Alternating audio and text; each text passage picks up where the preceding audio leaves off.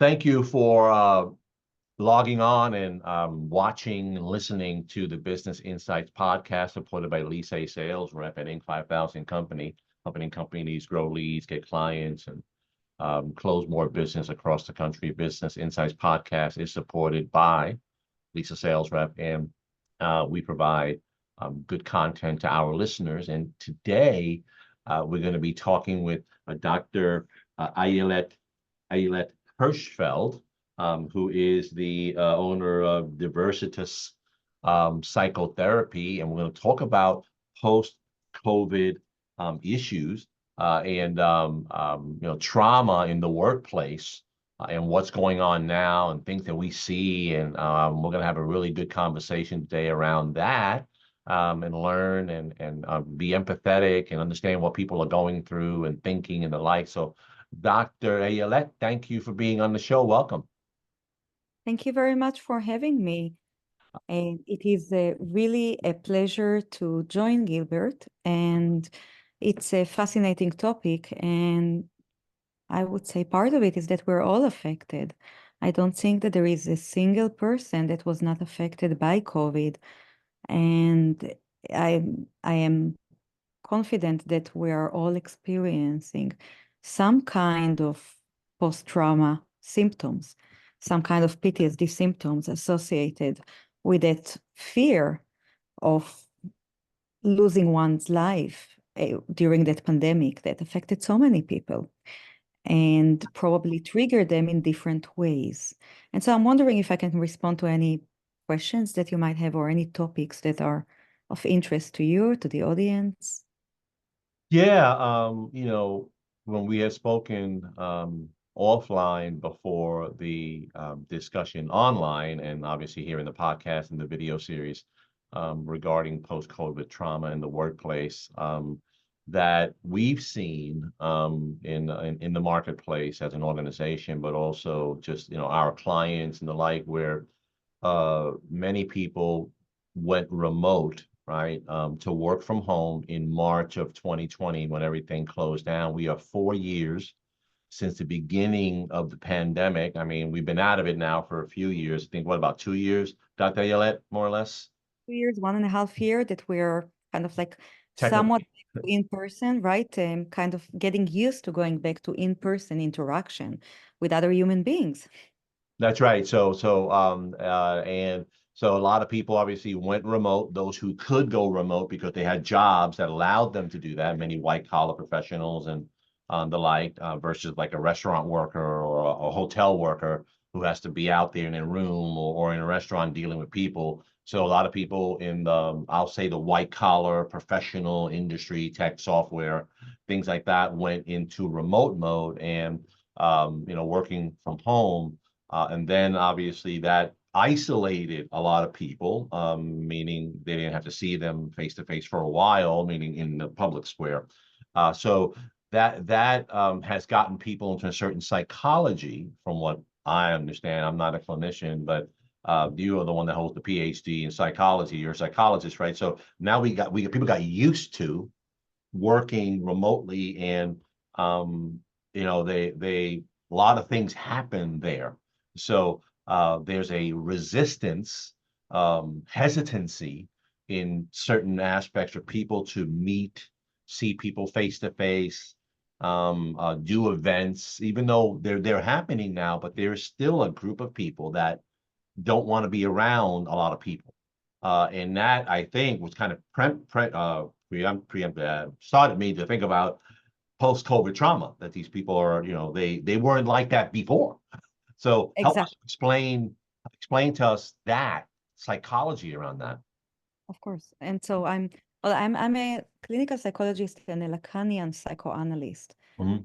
So when I look at phenomena like that, and I would say a lot of people are affected, and I assume it affected interaction globally, then I'm also very aware of the subjective significance to each and every person. So everyone is affected differently, and they are affected differently based on their experience of prior trauma or stressors and how they digested COVID in a sense.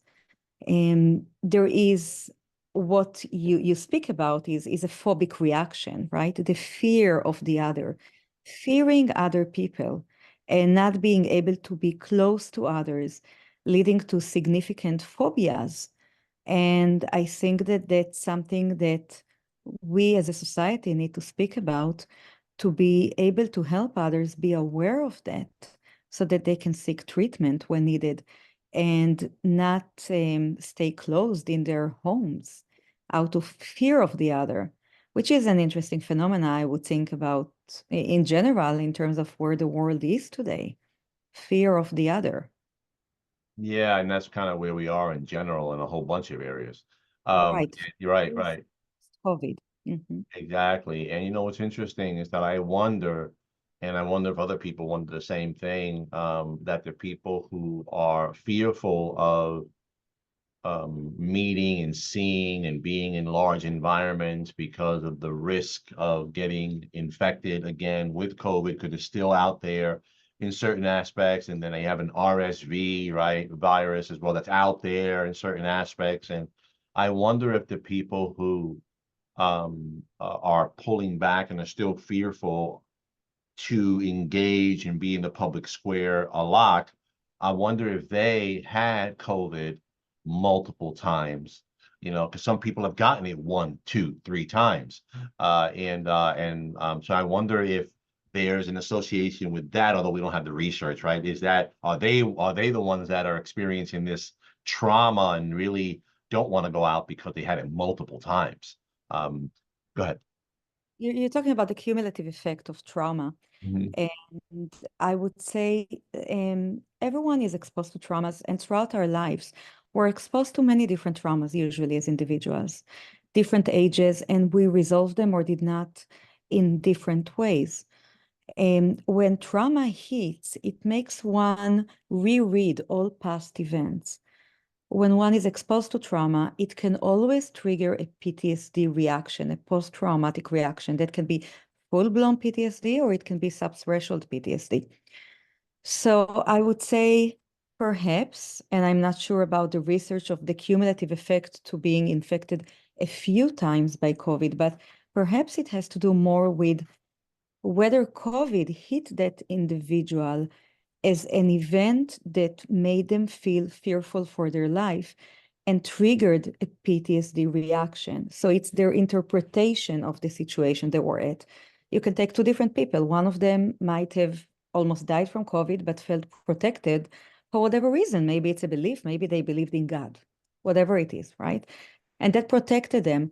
And they experienced it as a trauma, but it did not yield PTSD symptoms. You can look at another person and potentially they were affected by COVID very lightly, but they were aware of the risk and they were very fearful that they were going to die.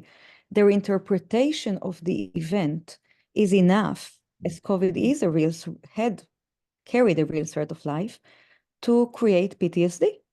And so at that moment that PTSD is triggered, then everything gets triggered. It's rereading of all past events. And again, we don't know how we are affected because PTSD can have delayed angst, meaning that we do not present with post-traumatic symptoms today, might be that 30% of the population is presenting with it a few years from now.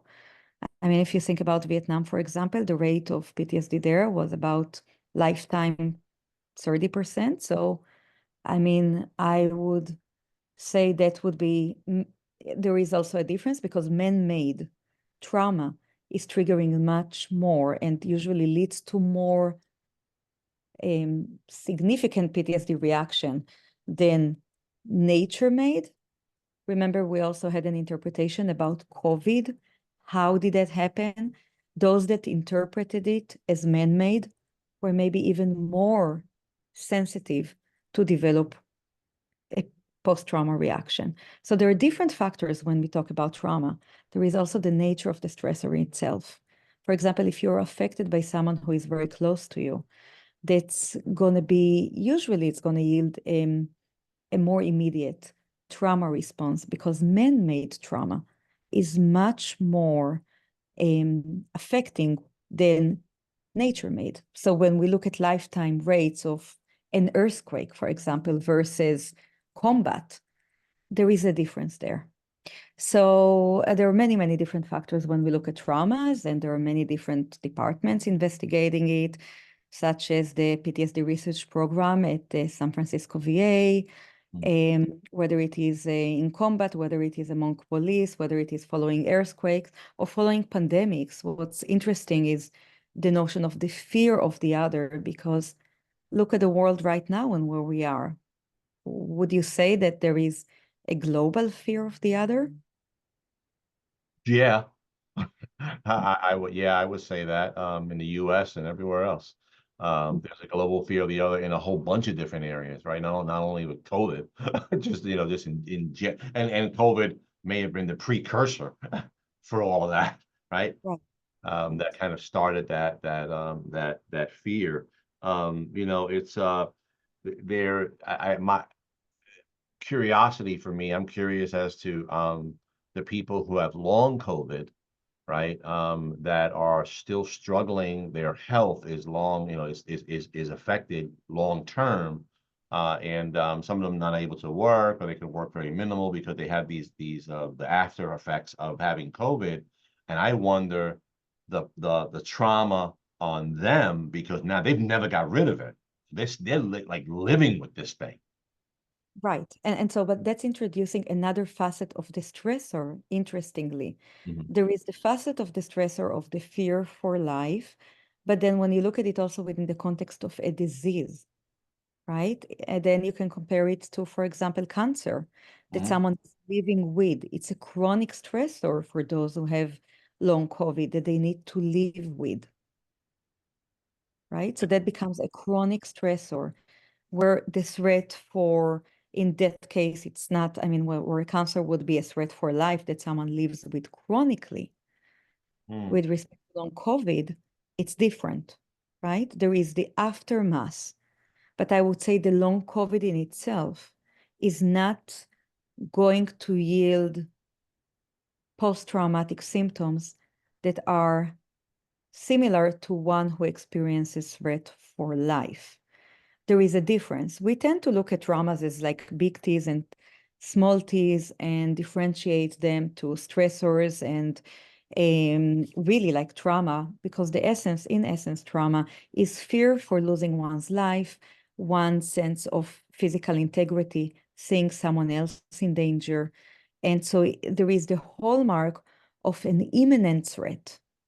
With the long COVID, there is the notion of dealing with a chronic medical issue, Mm. but not the notion of chronic fear of death, unless that individual interpreted that event as continuously fearful of COVID itself. And that carries, I would say, in that sense, probably psychologically, a fear that can be worked through because that's a fear of what already happened, which is very common in trauma reactions, right? We're afraid of what happened. We're projecting it onto the future. And we need to be reminded that it's not happening again. It already happened. Yeah, no, that's a very good point. And you clarified for me a question that I had that came up with the long COVID, and you kind of interjected into your response about cancer. So if a patient has cancer, they beat the cancer, right? Remission goes away. They're still living with that fear of it coming back because they thought, cancer, you get a big C, you're gonna die, right? So they're living with that fear, even though it's gone in the back of their head, like they're grateful, but they're living with the fear, and that's a different trauma than the long COVID trauma if you believe it's a chronic disease, but you're not going to die. Is that Right. That's okay? correct. But not only that, I would say you're introducing an interesting point, but with cancer, for example, it's an ongoing fear of life. So for the affected individual, it's a daily struggle. Every day is a stressor. And then for years after, there is the fear of reoccurrence, meaning that battle for one's life until one is cleared a few years after, right? Mhm. That it's very much real. and that's usually affecting the individual and the family. Whereas with COVID, you can see a situation where probably the environment would say, well, will not understand because it might seem as if it's excessive fear. So we look at all of these factors when we work through something, even though because it was a trauma, that individual can be extremely fearful of catching COVID again. If they interpreted the event as they were going to die, basically. So a lot has to do with the interpretation of the event. No, that's great. Thank you for clarifying that. And I know that people in my circle and also just people in general, maybe in yours as well, we've probably seen people, I know I have, that are driving around in their cars with masks, and they're coming out, or they're coming out of their car in a parking lot in a public space, open square, public fresh air, walking around in a park, and I've seen them, and they're walking around with a mask. I begin to immediately think, and I shared this with you online, I'll share with the audience. I immediately think that they've been conditioned. This is me thinking now. They've been conditioned to wear this mask for so long that they forgot or just didn't process. This is me thinking, process logically. I really don't need this right now because I'm in my car and I'm outside in the public air. But but they've gotten so used to it, it became almost an appendage of their body, and or the fear. It could have been a fear. They may have had it 3 times, and then they're kind of so fearful there. We don't know the reason they're wearing it, but I think I had shared with you that I was just fascinated why someone would drive in the car with a mask or be walking in the park with a mask. Oh, now if you're going to go into a supermarket, I understand you get out of the car, you put your mask on, you walk into a supermarket because you're interacting with people, right? You may have that fear. I get that. But in general, just in other scenarios where you wouldn't necessarily need one, I begin to think, what's going on here? And so help us understand that, what could be going on. I know you're not diagnosing people because you don't know who they are, but what's going on here? Well, how about you tell me, what does it trigger in you when you see someone Oh, you're gonna walking put me on the chair. You're gonna... How does Yeah, what, you're gonna put me on the psych chair? well, It's for a okay. bit. All right.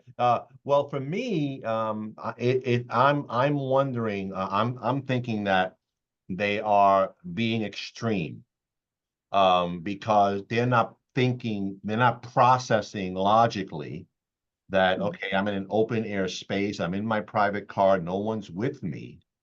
I think that they're so fearful of getting something, right? One, two, they've been trained. They've been, I won't say indoctrinated, it's a bad word, but they've been trained, to wear this mask. And it's like they just don't know how to stop wearing it. So I think that they mentally they've lost their ability to reason out, why do I wear this thing?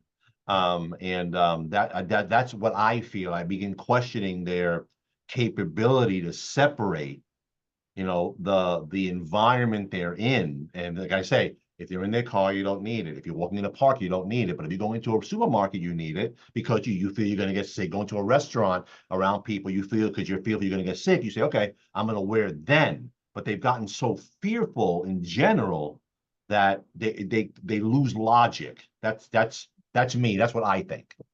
So they're masking themselves, they're covering themselves.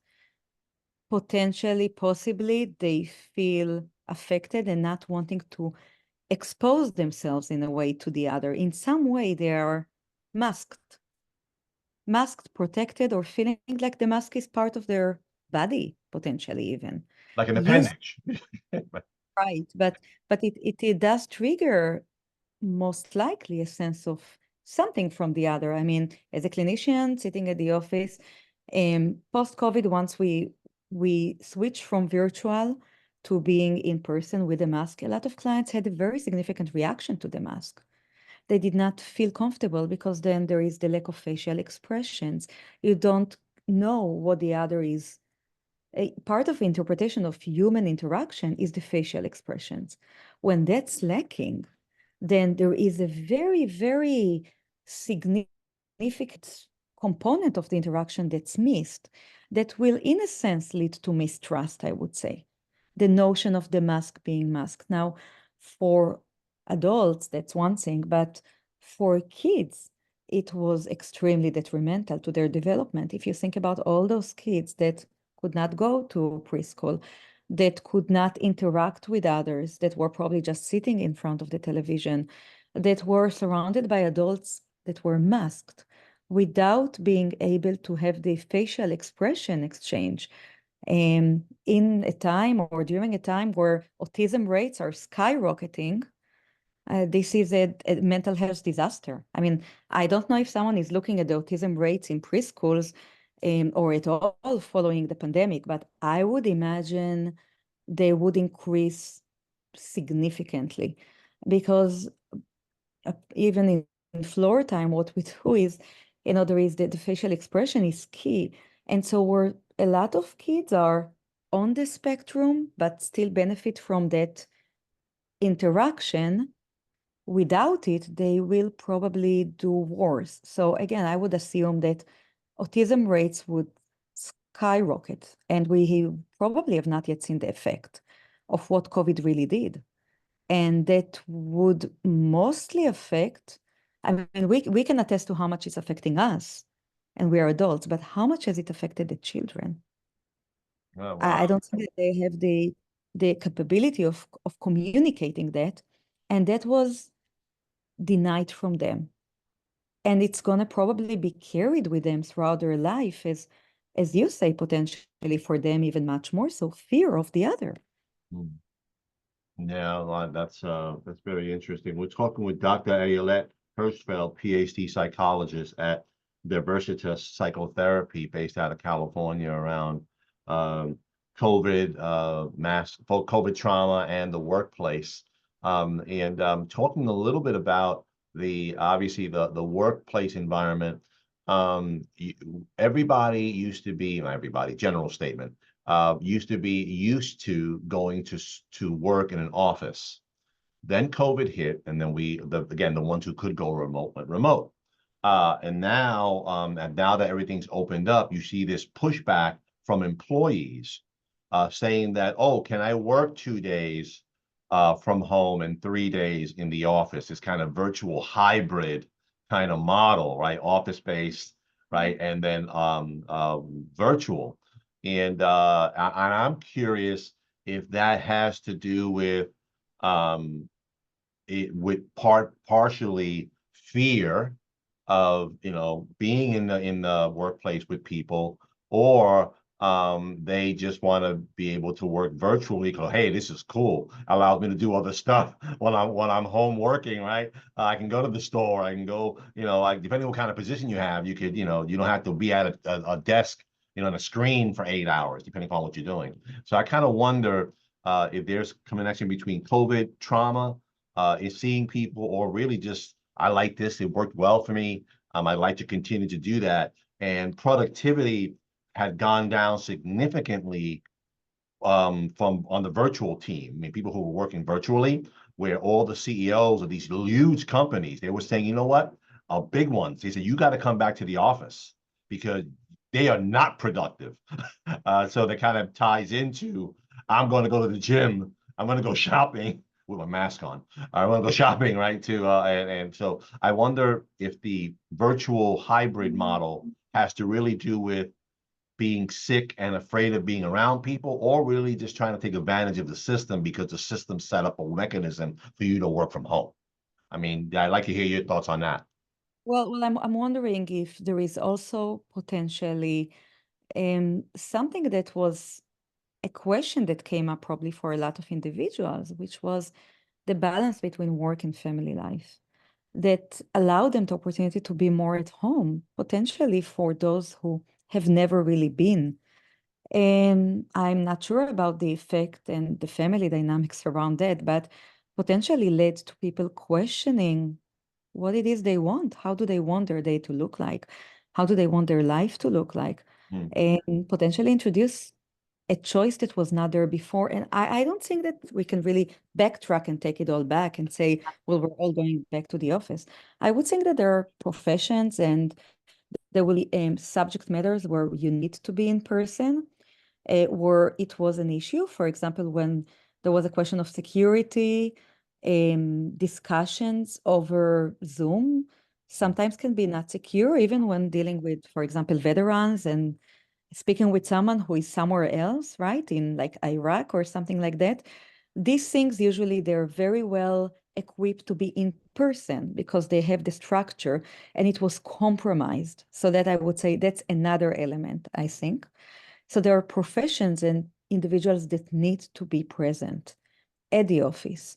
And I am thinking that, and as you've indicated, there were people that were during COVID there all the time, those that were service professionals that needed to serve others, whether it was at restaurants or the doctors and nurses, etc., that were exposed to it all the time. So I don't know how it's going to look like because there will be some professions where there is choice and people, again, it changed everything. So there is now the possibility, even in education, to study remotely. And so there is some flexibility potentially. Maybe that's a bit scary. Then there are professions where that flexibility was compromising a lot of different facets, I would think. Yeah, oh, absolutely. I think that also in the workplace is interesting if you are a healthcare provider, or in a position, in a place where you're interacting with a lot of people, um, and those jobs, those environments required that the employees and also people coming into the building, had to wear, a face covering, a mask, that depending upon who you were, solicited a particular reaction. And meaning some was like, okay, I will comply because they're telling me to do that. But then you got the other people are saying, you know what, I won't comply because I'm not letting you dictate to me what I'm going to do with my body and my life, right? So you got this trauma and anger on one side, and you got the other people who are compliant and going along with whatever's being told to them. So Right. I remember there was anger in many in employment situations, airline travel, trains, and where you were imposing. Now this is government. You're imposing, and in some jobs, Right. private industry, imposing requirements on everybody, and that created anger and also, I believe, trauma to the people who didn't want to comply. The other ones who were complying, okay, they were like, oh, I'm going to do it anyway, and so talk a little bit about that. The anger around that. Very interesting, I would say. I mean, it's very interesting to see how people react in different situations. And when there is a mandate, when there is a requirement or a need to follow a certain regulation, and some individuals comply and um, some do not, some object, some reject. And I would assume that's part of human nature. I mean, you could see that the variability, and there were some that responded with rage and some that were fine. I mean, that was not a big deal. That's a mandate, that's a requirement. Okay.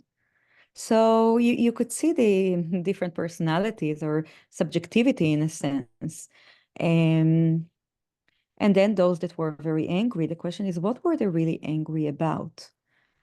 Is it about needing to follow a mandate? Why they felt potentially that there was no freedom? Something was taken from them. What does it trigger for them? Probably triggers something completely different. So there is something in that. And I would say those that react with anger, with rage, there is usually something going on for them. It evoked something. Yeah, yeah, and it's different for a lot of people. Why they got angry, and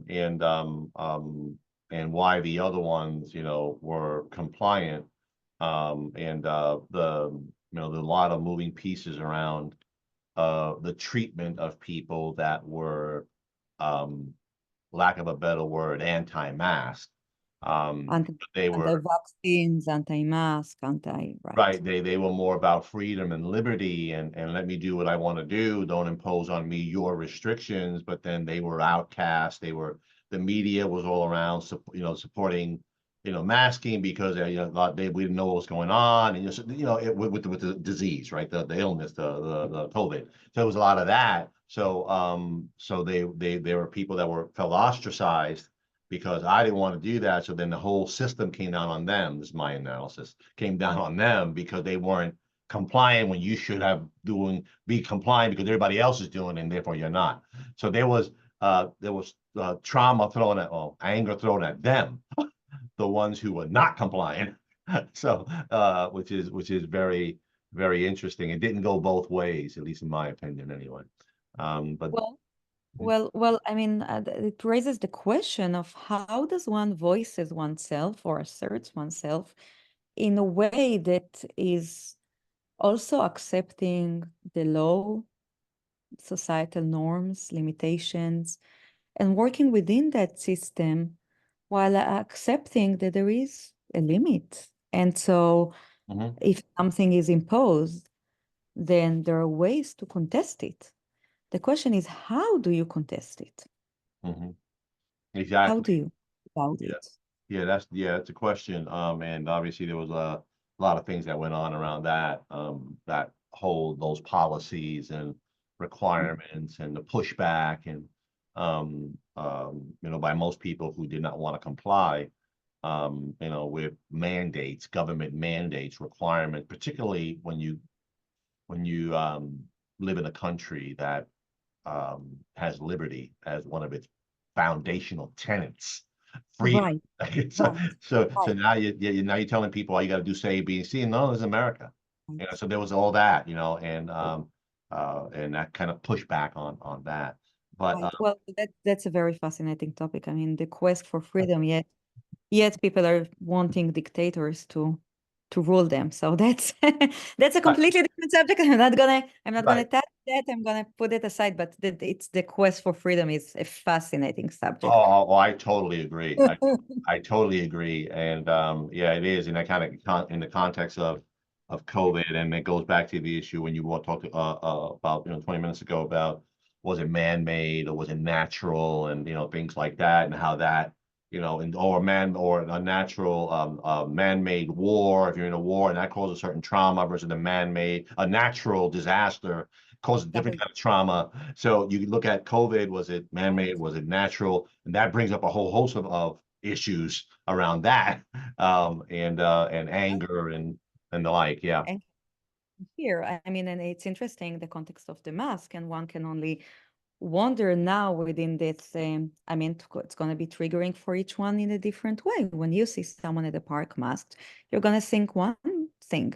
Someone else might think something different. And I would think that, I mean, man-made terrorism is like the most extreme, Mm.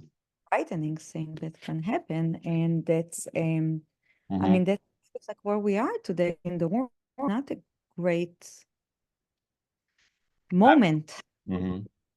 Absolutely. No, absolutely. And I think that I wonder if going back to the workplace conversation, if um, there's been discussions in certain states about allowing the state itself to, if something happens like this again, meaning COVID or some kind of disease that multiplies among people, airborne, that kind of thing, that they would impose upon private employers, requirements for masking and vaccine, and if somebody gets sick, you have to have procedures in place to get them out of the workplace for a week, and they have to come back negative, and you got to keep them 6 feet away. So placing these burdens, what I call regulatory burden. Now we're talking business, regulatory burdens on private businesses.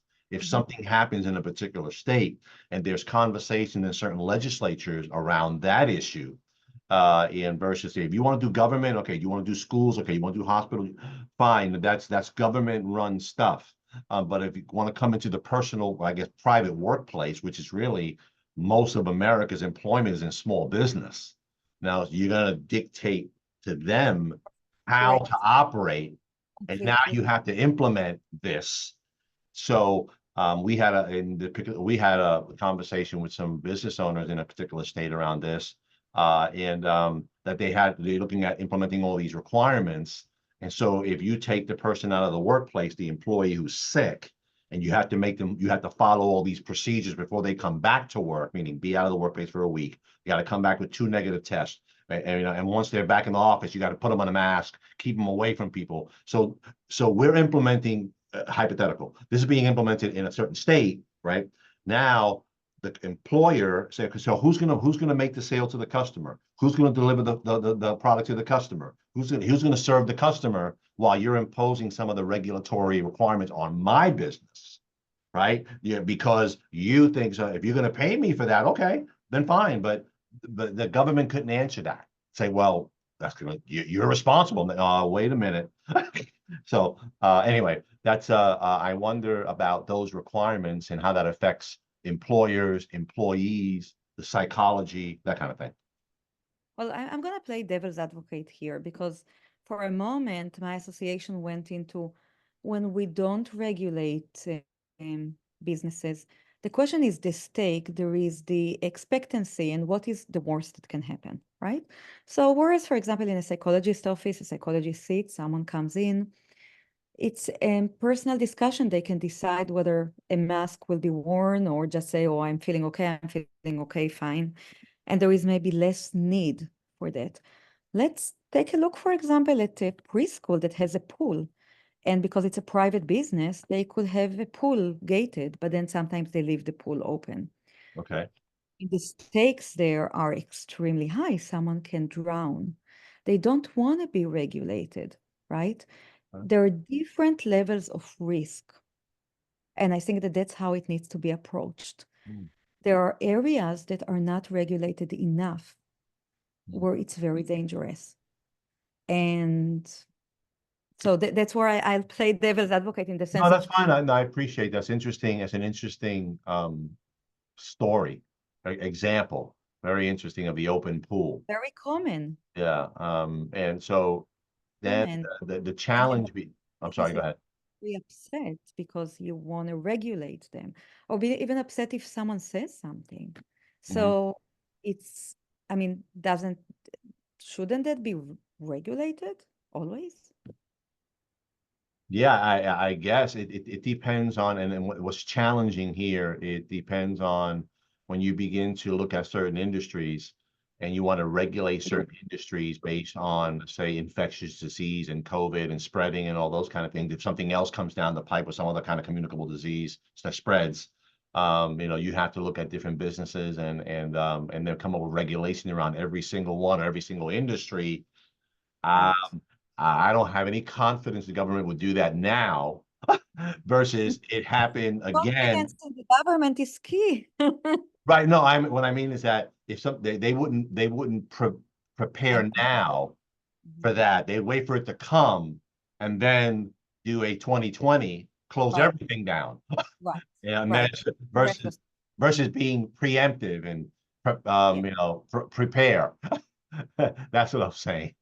definitely. I mean, I would say that this also, it really depends on the event. There are many different facets or aspects where things should have been done and they've been delayed and they're done after the fact. Maybe when someone took someone to court over a very extreme event and then they're thinking, oh, well, this needs to be regulated.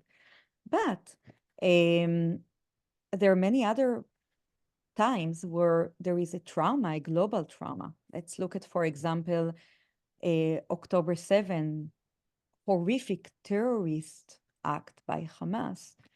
It took the government, it's beyond who is governing the country, it's a trauma. And so when a trauma significantly hits, just like 9/11, Mhm, everyone is paralyzed. mhm. And it's not necessarily the decisions are made in a very in a great way, but there is the notion of collective trauma Mm, and shock, and mm, it takes time. And in retrospect, probably things could have been done differently as well. But there is a trauma paralysis, and so trauma is, yeah, there is, for example, in Israel, a nation that's in trauma, and collective trauma, feeling that it's going to reoccur. So I would say that there is the response of the government, there is the regulatory response, but there is also, interestingly, the government, the people as people who are affected by all of these events, and it is affecting their decision making as well. mm. It Yeah, makes sense. yeah, exactly. And there's so many other issues around some of the employers that required um vax. We're not going to go, they required the vaccine to go to work. And if not, you lost your job, and millions lost their jobs because they Right, refused to get vaccinated. right, And then the courts determined after the fact that the employees had the right not to get right, vaccinated, right, but they lost right, their jobs in the interim. Uh, right. and that's a little bit more, I think, removing liberty and freedom But than the masking part, because that's injecting something in your body. That's but something. but when you look at it, isn't there a notion of, I mean, what was the intention? Was it the result of panic, a Yeah, sense of panic, no, not necessarily trying to take away freedom, but right. panic? Exactly. And that kind of, if you, we won't have time to go into that, but you peel that back a little bit, that do you lose your liberty and freedom according to the US Constitution when there's some kind of pandemic? Or And threat. and the courts have said that no, the Constitution of the United States stays intact, your freedom and liberty stay intact. So that's where the conversation was happening. Yeah, Which is critical. I mean, that these are critical foundational rights. right. So it's a very interesting tension. I mean, that is the fascinating subject of discussion and Yeah. should continue to be discussed and spoken and conversed in person, Yeah. not virtually. No, I got you. I got you. No, I love this conversation with you, Dr. Ayelet. I mean, just in Oh, general, having just the honest conversation about what people are going through. And what I'm picking up, at least to wrap it up for our audience, is that there is a trauma that happened as a result of COVID. And I'm summarizing here. Please correct me. correct. Add if I missed something. There is trauma as a result of COVID. Some people have dealt with it in different ways. Some have had, almost PTSD style effects, depending upon what happened to them. They've had it multiple times. They obviously have the fear that connected with fear of death and all these kind of things, and that obviously affects their psyche and how they behave. That may be connected to some of the things you may see outside in the marketplace. Somebody wearing a mask walking out in the air, somebody wearing a mask in the car, someone not wanting to be around people because they either, they got people that died in their family, they had COVID multiple times, and they got vaccinated potentially, and it just affected them. So we should be a little bit more compassionate, maybe, and analyze a little bit why they may be doing that, and also asking ourselves, like you put me in the chair, why do I, well, why do I feel, bothered, or why am I critical, or what's bothering me by seeing them doing that? And so now you're self and analyzing yourself. And so we should be a little bit more understanding and compassionate to understand why, even though you may not interact with that person, you may not know them. You say, well, we don't know what happened there. We don't know what happened in their life. We don't know, why they're doing it. It could be got a whole bunch of reasons. But Precisely. you're still going to have your own biases, but try to understand why. Did I, please add Why? if I missed anything. The why, I mean, Yeah. definitely. Interestingly, we speak about trauma as a direct experience, and so directly being affected by trauma, we speak about secondary traumatization, vicarious traumatization, compassion fatigue among the professionals such as psychologists, doctors, etc. But then in some way, when COVID hit, it was traumatic for everyone because it was a real threat for everyone. That's at least how it was communicated initially. And so that, I would say, event as a stressor happened. And that's collectively. So, and that's globally as well, because it was across countries. Yeah, absolutely. Well, I want to thank you for being on the podcast and the show today. We can easily have other conversations around the topics that came out of this one, just Definitely. just because of there's so many things that are interconnected. For those who are listening, we're talking to Dr.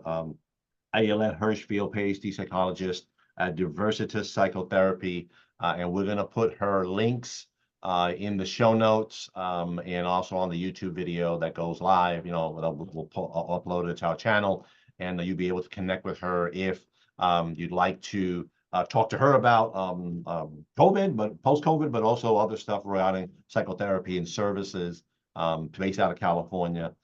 Thank you for hopping on the call here and the conversation for the podcast to share this, this post-COVID trauma in the workplace, and also what we're seeing just in the marketplace. Be more sensitive, be more compassionate, ask why they may be feeling that way, ask why you're feeling that way, about them, and kind of analyze the whole situation. Thank you so much. Thank you so much, Gilbert. It was a pleasure, and I look forward to continued conversation. Likewise, likewise. Thanks so much. Thank you.